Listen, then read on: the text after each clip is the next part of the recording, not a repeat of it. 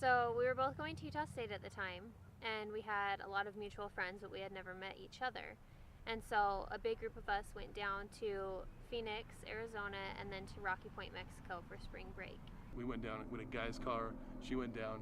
She had a girl's car. We first met on March 13th, the day before his birthday, his 28th birthday. We went and got burgers, and I sat like there. My friend Rhodes sat in the middle of us, and I didn't really talk to her, but I thought that she was really cute. And I was hoping that I get a chance to talk to her. We flirted a little bit, and I just liked him. I thought he was attractive. And then later on that night, we started hanging out. Like just our groups of friends were hanging out in the parking lot, just kind of having some fun and goofing around. And like even that night, we kind of started flirting, and I was just hoping that I would get a chance to hang out with her more and more on the trip. And then clearly I was thinking about, okay, when we get back up to Utah State, like, I want to keep hanging out with this girl. She's awesome. So I was fortunate in that she wasn't dating somebody else.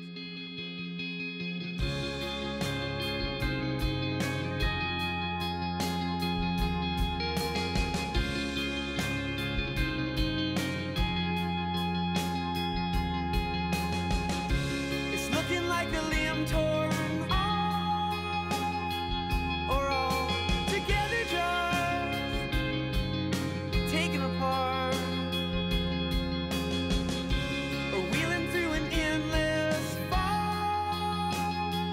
We are the ever-living ghost of what once was, but no one is ever gonna love you more than I do. No one's gonna love you more than I do. And anything to make you smile, it is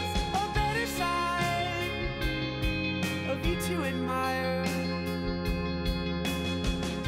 but they should never take so long just to be over there, back to another one.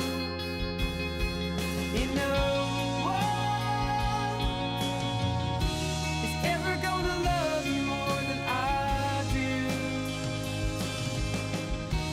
No one's gonna love you more than I I think he made me chase him. Like, I was always the one to text him first and to initiate conversation. Didn't want to rush it. I didn't want to like make her think that I was like, I didn't want to overdo it and just like, just make her so that she wasn't interested. It wasn't that I didn't think he was into me, but I was into him. I wanted to have like enough time for her to like to get excited about it if she was. I didn't know what she was thinking. I wanted to take her out. And so I did that.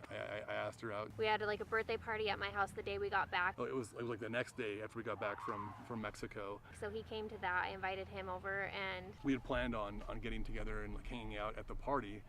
And so we hung out at the party, and then we went and like watched a movie or something. Like we ended up hanging out that night, and I asked her out for that coming Thursday. But he asked me if I wanted to go get some dinner. And she's like, yeah, for sure. And so we went out, went to Frederico's Pizza, grabbed some pizza and salad.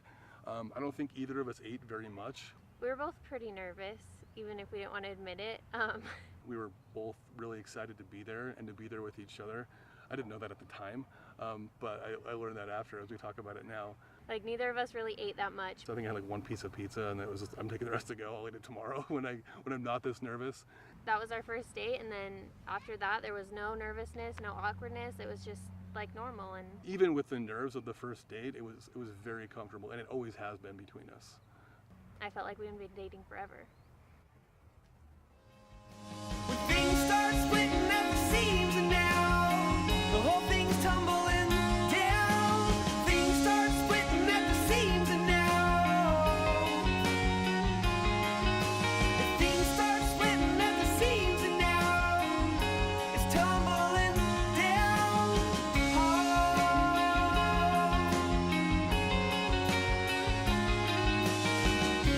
Get anything to make you smile.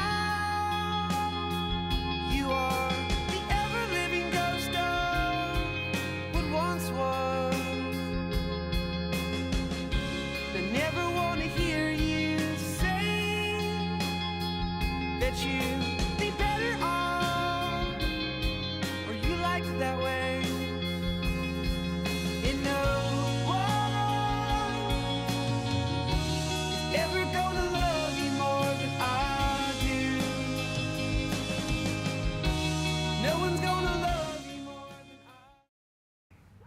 wasn't that long into dating when I realized I was like starting to fall in love with him.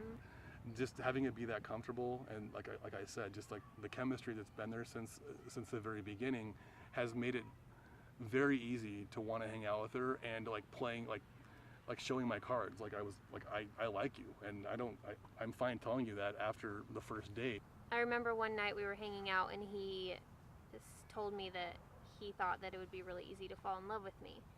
And I was like taken aback, because we'd only been dating for a couple weeks at that point, but I was like, oh my gosh, I feel the same way. A month after that, we went up to my cabin in Island Park. The night before I came home, we went for a walk and we went down by this river by his cabin. Do I tell her that I love her? Like I don't want to like jump into it too fast and like tell her that I love her. I don't want to freak her out, but at the same time, I feel completely comfortable telling her that. He told me that he loved me, and I said it back. We started crying a little bit, had a nice intimate moment. She told me that she loved me too.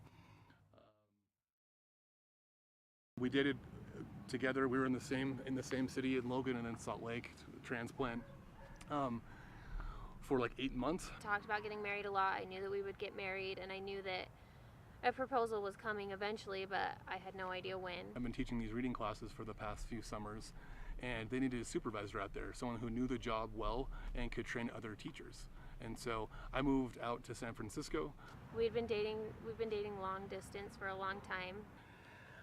I wanted to ask her, and she wanted me to ask her for some time. No, he started making up all these reasons why we couldn't see each other. Like he was busy with work, or he was going to be out of town. Made up a white lie. I didn't want her to know. I wanted to surprise her. Memorial Day weekend, he told me that he was working that whole weekend. Scheming, like try to come up with an idea as to how I could surprise her. I didn't want her to know when it was coming. So I flew home over Memorial Day. I usually play Halo on Friday nights with my buddies, and I told her that I was playing Halo, so I couldn't talk, and I was flying here. And then when I landed, I texted her, and then I got home, I talked to her, and I said, okay, good night, I'm going to bed, I have to work early in the morning. When in fact I was in Bountiful. A couple weeks before that, he told me he bought tickets to come out for a weekend in June, like June 10th. I got out to her house around like midnight. Marcy had been stalling her best to not let her go upstairs and change her clothes, and was eating really slow and taking her to get French fries across town. Totally surprised me. He called me, told me I needed to go check at my back door. And she answered it, and she was like, what? Like, what?